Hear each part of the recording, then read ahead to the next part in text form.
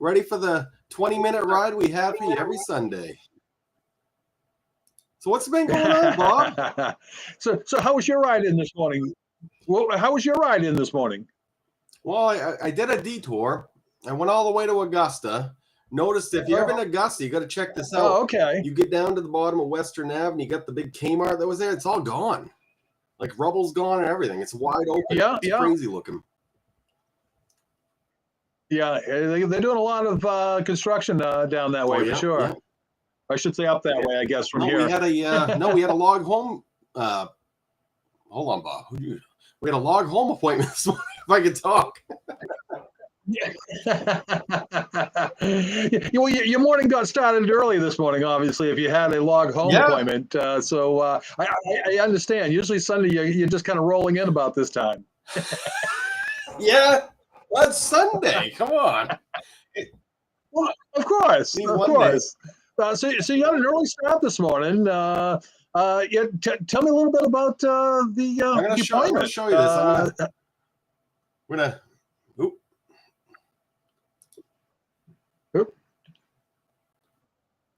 Zach's trying to go ahead and pull something up here, guys. Bear with us. Share that source. There we go.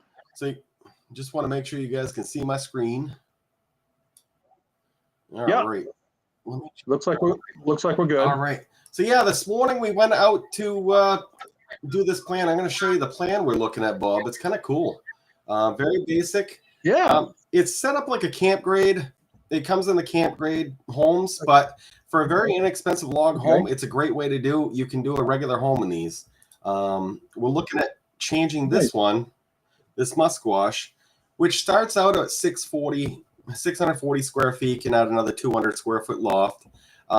What's cool is we can add 4 rows here to bring that roof line up, which will allow nice headroom in that loft too. So it's almost like a full bedroom. Right. Yeah, absolutely. If you want to be able to stand up in the loft, that's definitely the way to go. Down here, this is what the floor plan looks like. So this one, what we did is made it 36 by 24 instead. So we made it a little bit wrong. Okay. So we're gonna add a staircase right here that's gonna go up and down. So you go up one side and the other side you go down to the basement. We want to add 4 feet on there just to allow for that staircase. That way we're not taking away room at the same time. Absolutely. So you put it so we're going to bump it out 4 feet by 4 feet on each side. We're going to make this, so the one we're talking about this morning, we're going to make this bathroom bigger, turn it into put the washer and dryer in here so it's all one floor living, along with adding a walk-in closet right here on the other side of the tub with a nice sized bedroom. And then it's a full open concept, however you want. Yep. Sweet. Nice it's going to be nice. It's like I said, a little home, not too bad. This one that we added all the bells and whistles. So when we do go out, one of the things we try to do is say, okay, let's take everything you want, put it on the paper. We'll price it out as you want it. And then we can always go back and subtract. It's a lot easier that way. Of course. That way. Yep. That way you have the chance to either take away or add in whatever you want. Yeah. Well, that's one of the nice things about the Ward Cedar Log homes is that they are so easily customizable. So, if you're looking for a floor plan that might be just a little different than what you see on the website or in any of the materials, we can go ahead and make some of those changes for you as they go ahead and design that. So this is a sample. A lot of these finishes in here are custom. So this is not a standard kit for the price you guys saw on the website right here. So the 52 is your very basic base. But we have pictures of an actual build down here on the website, and you guys are welcome to go. It's www.wardcedarloghomes.com. Look at any of the kits, and if you want to customize one, just give Bob and I a call. We'll definitely sit down with you and put something together and price it out and see if it's something we can do. But looking at this, one of the cool things about log homes, you can get all natural, add some nice. So these are also pieces of trees. So you go and try to find pieces of trees to actually act as your spindles. That way you get the not so perfect look, which makes it perfect. Yeah. Are you able to click on that picture, Seth? There we go. We might have a clearer vision of it that way. There we go. I don't know if I can get. That's as far as I can zoom in, but yeah, you can see these. Yeah, better than what it was showing before. It was kind of dark, but no, that at least shows the spindles out a bit better. So then we have, like I said, the back. Obviously, that's nothing fancy. So in the bathroom, like I said, for the bathroom we're designing, this was a little bit different. I think they took the regular tub out and put one shower, made the bathroom smaller in this one. But that's what your inside of your wall looks like. Literally, it's the same wood as your outside, only this is the inside. And then we got shiplap on the ceilings. That's made of pine. And then this is any type of flooring you want to do. Usually when we're talking, like if somebody wanted just a regular ceiling in there instead of the shiplap, that's not a problem, is it? Well, with the shiplap, we still need something to hold it up. So it's the same idea. So instead of putting shiplap up, we put sheetrock instead. So that's always an option too. That way you don't have full wood, but you get that beautiful log cabin inside accent wall around. You could do all your interior walls with sheetrock instead of shiplap. I think if I were to go ahead and do that, I would leave those interior walls all nice wood like they are, and then take the pine walls inside and make sheetrock out of those. So in that case, what we do for your order is we just take all that pine out. Take that cost off there, and then what you do is with the contractor, whoever's building, or maybe you're the builder, and you just go to your local either Hammond Lumber, or Hancock Lumber, or Lowe's, Home Depot, wherever you're going to purchase products, and that's where you can get that. The one thing that one thing we got to realize is as the kits, we're just a glorified log, basically a lumber mill that puts the actual kits together. That way they're all pre-cut, that way you can install them on site where they need to go. And you don't have to worry about where everything goes. It's already numbered. It tells you where to put it, how to put it on. It's pretty simple, just a little bit labor intensive. Those logs do get heavy after about 2 of them. Just kidding. Well, the nice thing, though, Zach, is they're only 6 foot lengths at max. So, it doesn't take 3 men and a boy to go ahead and move. It takes 3 men and a boy to lug them and get it all done at once. Now, for me, you might take a couple years, because a couple of those 6 foot logs might put me out of commission for a day or two in between. So we might get one of them done in about a week. You have you kind of they're not going down quick with me. So you don't want me building for sure. I'll tell you that. Right. That's why we have builders get involved. No, it's funny watching them build. It's funny, once they get those walls going up, they go up quick once they get past the 5th roundabout, because that's where you do your electrical typically. So you got to do a little bit more work there, but once you start going up, it goes up quick. Well, I know we were out to that one out in Norway there a couple weeks ago doing pictures and things, and it was amazing how quickly that one had gone up to the level it was already. What's cool is, the great thing about this is you're literally doing your interior and your exterior finishes at the same time. So it almost takes half the work out of it. The biggest thing is it's just heavy. It's heavy material. That's all. And that's why you have a contractor do it. So this is the vaulted ceiling, so you get a nice open feel. This is definitely the actual standard size. I'm guessing this is probably 20. The size that's in the book. I don't think this one was expanded at all. But yeah, it gives you a really nice home. You can do metal roofs. We don't do metal, but we do offer shingles. But we can always take them out if you want to do metal instead. You just end up sourcing that through your contractor yourself.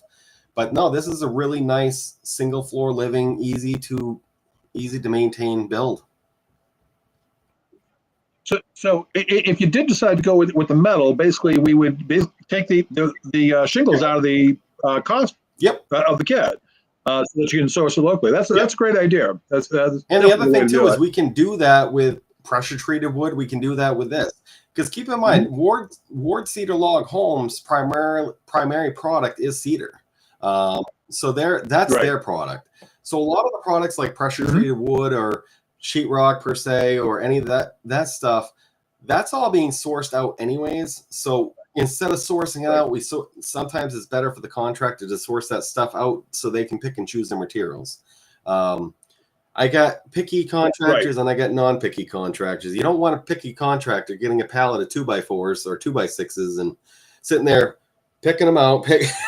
They go through them, they send all the bad ones back.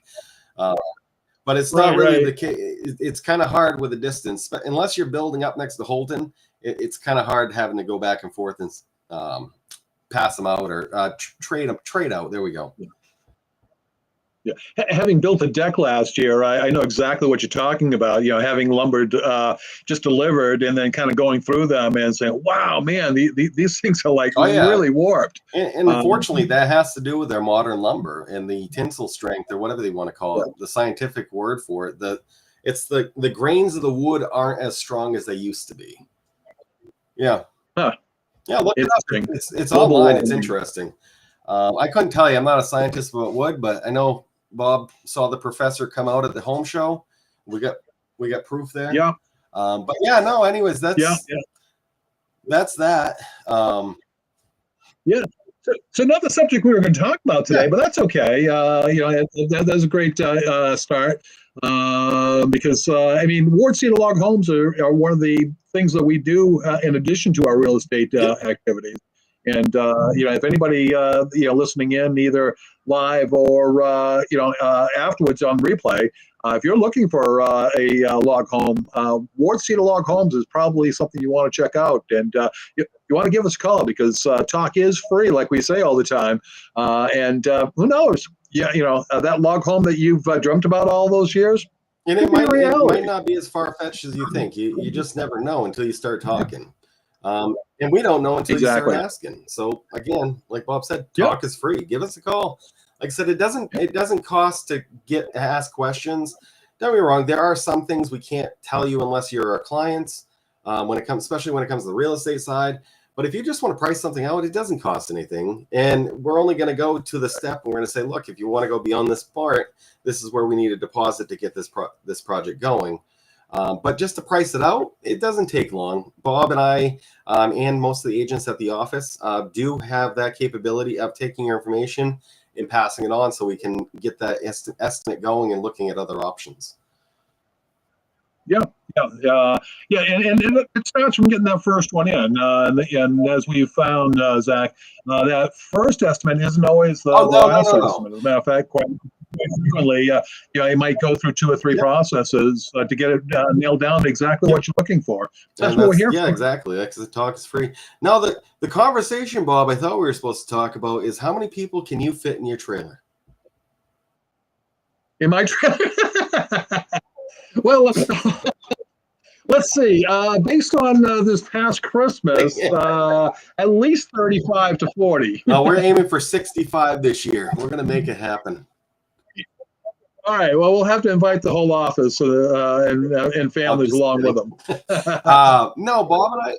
Yeah, I'd like to give it a shot. What the hell? So Bob and I were talking about a couple days ago. We were talking about financeability, and that's one of the biggest things I find, at least, that a lot of agents don't have the knowledge of. And that's one of the things at PinePoint we really try to hone in on and train is how to put a loan product with a home in terms of the condition of the home. So what the hell do you mean by that, Zach? Because you just lost me. I lost myself. Just kidding. No. So basically, for example, Bob and I go to a house. We're walking through the house. I see some chip and peeling paint on the outside wall. I go to the basement. You can see a hole out the side of the foundation. You go to the roof. You see a hole through the roof. You see water coming down. Well, that's okay sometimes. Don't get me wrong. It can be too much, but in a lot of cases, there are ways of working around these things to get that product to fit what you need to get that loan for the home. Unfortunately, if you don't have cash, we're under the mercy of a lender and what they'll allow. And one of the things that as agents we do is we train every day. Every time we walk through a house, every transaction we're doing, we're learning more and more about the industry changes and what the loan products are allowing and what not allowing. And also having resources such as like Bob and I did Was it last year or the year before? I can't remember now. Yeah, last year we had a big old paint party. Literally went up on a Sunday, group of us with a bunch of paint, painted the whole outside of the house just about, and we might have another one real soon. Don't get me wrong, that's not the first thing we jump to, because I don't know about you, we're not painters, but again, we want you to get the house that you need. If there's a way to make it work, we'll do it to an extent. So explain the situation a little bit, Zach, as to why we needed to do that. So on that property, a lot of times sellers get to the point where they just feel like when they put the house in the market, that's where they're at. They don't, the house is as is, where is. And to be honest, when you see the words as is in an ad, it doesn't really mean it's as is. That's all. It's more like a negotiating marketing ploy to get buyers not to ask for anything. But at the end of the day, if you have 5 buyers come into a home and the same problem keeps coming up. So for this home, the seller was adamant about not wanting to do the outside of the home. It had some chipping peeling. The rest of the house was gorgeous. It was brand new inside, no other issues, but just didn't want to put up the expense of getting the outside taken care of to get it through. On the unfortunate part is having the house weather tight and sealed with that paint not having chip and peeling. He probably would have made more money if he would have painted it from the start, because it shows a lot better and it made that pop and it really made some really nice curb appeal. So that really, not trying to get off topic, but that really goes into why we always tell you, before you even think about doing anything to your house, before you list it, give us a call, because we want to make sure you're doing the right things that aren't going to put you underwater when you go to sell. Yeah. We want to make sure that, first of all, when we walk in, we're looking at how many loan products does this fit? If it can't fit the loan products, what does it need? Because essentially what you're looking at, if we start out with 100 buyers, if your house can't go FHA, rural development, or VA, you just cut your buyers in half. So now you're down to 50 buyers for your one house. And then if you cut it down by cut the conventional out of it because the systems aren't up and running and maybe there's just too many. And conventional is a finicky product. It's per lender. And just because you're getting a conventional loan doesn't mean the condition doesn't have to be up to speed, up to snuff. Don't get me wrong. Conception, I think a lot of people think.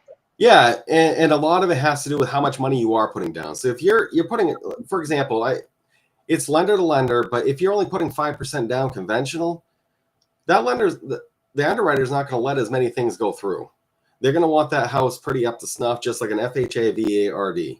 Now, they want to protect themselves. Right. They want to make sure that their investment, because keep in mind that when you buy a house with a loan, somebody else is investing in you, hoping that you'll pay them back. It's not government money. I've had a lot of buyers actually think that when they get an FHA loan, it's government money. It's not government money. No. The government is insuring the loan, and all they're insuring is 20%. Or with FHA standards, it's 16.5% they're insuring. Where they'll only finance up to 96.5% of the loan, the contract value or the loan amount. That 3.5% is essentially you putting in some equity and some skin in the game on their half.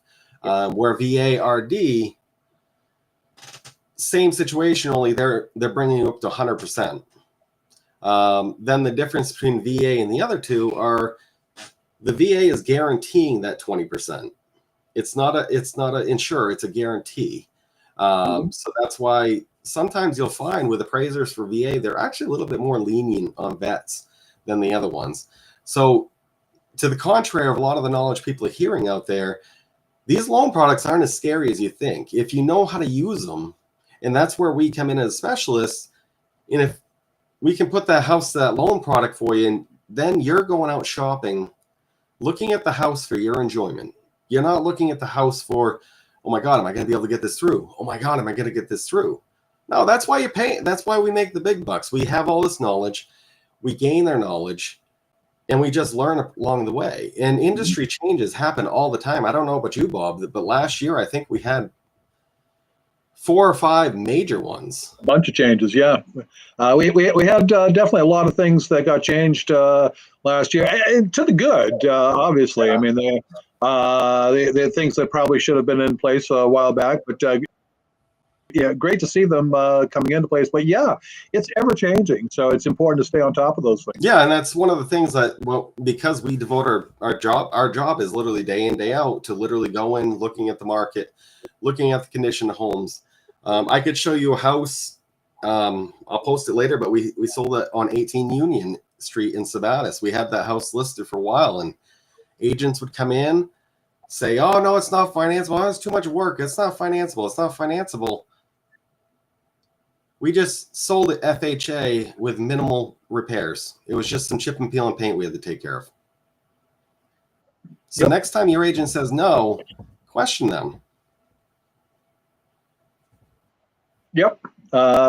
Make sure that they understand whether it is something that's going to hold things up or not, because unfortunately, too often homes are going by the wayside as this isn't going to work for you, when in actuality they may have, and that might have been the house that would have been the right one for you. The market's hard enough. Make sure you're working with somebody that's knowledgeable. And I'm not saying work with us, but I am saying come work with us. But like I said, if we're not your top choice, I just want to make sure you're protected out there. We really consider we care about breaking all up the real home buyers quick. out there. I broke up. Yeah, you kind of broke up there a little bit. I'm froze. Oh, I think Bob's in a freezer. Yeah, you froze up a couple times. Right here. But the biggest thing, like I said, make sure that when you're working with somebody, ask them questions. Don't be afraid to ask that agent questions on what experience they have, what's their knowledge, when they run into issues, what do they do? How do they decide on, or how do they come to conclusion to help you when they don't know? That's always a good question to ask. Here at PinePoint, we're very transparent. Like I said, if we don't know, we either ask each other first and try to find a source, or we start looking and we'll find that source for you. Yep. The Maine Real Estate Association is very good in helping out with matters like that too. So, like you said, if we don't have the answer in the office, we have great resources that we can reach out to go ahead and get a lot of those answers right from the horse's mouth. Yeah, no, for sure. But again, the finicky thing is, and it's funny, we have all these buyers come in and they're trying to do all this homework ahead of time, but it's just like going online and reading WebMD and then going to the doctor and telling them that you know exactly what's going on, when that's as much doctor practice you got. How are you telling a doctor how to do their job? I actually had to go ahead and let a client know, back a month or so ago, that all their worries, that they were doing just that. They were WebMDing it, and I got to actually use that term. I said, "Man, you can't be WebMDing this, because it'll drive you crazy." Oh yeah, It's funny, Bob. You know what the biggest one right now is? My neighbor's house sold for this amount, and that guy down the street sold for this amount. Well, that's up for sale for this. And then I bring him to the MLS and show him what everything sold for. The prices aren't as daunting as you think. Yes, sellers have that conception because national news that things are wicked high. But yeah, they're listed there, but it doesn't mean they're going to sell there. Mm-hmm. So keep that in mind. Like I said, always ask questions. We're going to ask questions. There's nothing wrong with asking questions, and don't fall for the phobia of feeling dumb. Yeah. There's nothing that you're not dumb. Anybody that tells you for asking questions makes you dumb, they're dumb because they're not asking questions. Mm-hmm. They're doing it wrong. Honestly, for every one that does, we've probably had at least 4 or 5 that didn't, that should have. No, for sure. No, for sure. So, no, that's great information, Zach. Because I think a lot of people, when they think financeability of a house, they just strictly think the lending part of it, and don't really look at what we can do, even up front, outside of the lender, to help make sure that we're looking at homes that are going to be financeable for you, if that's what you need. No, that's a big thing. Like I said, keep in mind, we are experts of our contracts. So the paperwork we use, we study it we use it on such a normal basis that we tend to start to know them inside and out, knowing how to get you in and out of things. So a lot of times, as long as you're listening and asking us questions and telling us what you really want, not withholding, if you're fully transparent, what you really want. There you go, Bob. We're gonna get Bob on the dance floor this year, huh? But yeah, like I said, as long as you're open, it's a two-way street. Like I said, we can't help you if you don't help us. Absolutely. And Yeah. always keep that in mind. Yep. And like we always say, Zach, what? Talk is free. So it doesn't double phoning it. Yeah. It doesn't cost anything to go ahead and make a call.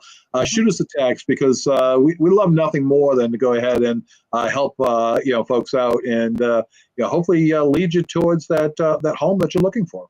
Exactly, Bob. Well, I don't know about you, Bob, but it's Sunday. It is, and I got a showing here in an hour. I got a listing appointment in a half hour, so. So it may be Sunday, but it's a work day. Oh yeah, definitely. But guys, always remember, don't be afraid to ask questions. There's no such thing as a dumb question unless you're asking it daily and not wanting the answer. You're just asking because you don't like the answer you're getting. Right. That's dumb. Yeah. But it's really not dumb if you're not getting it. Actually, it's really kind of insane, because isn't it asking the same thing over and over again, expecting a different result? Yeah, exactly. Well, yeah, that, like I said, that's the only dumb part of the question. But you should never feel dumb for asking a question. No, absolutely not. That's how we learn things. That's how we'll always get further. But again, until next time, talk is free.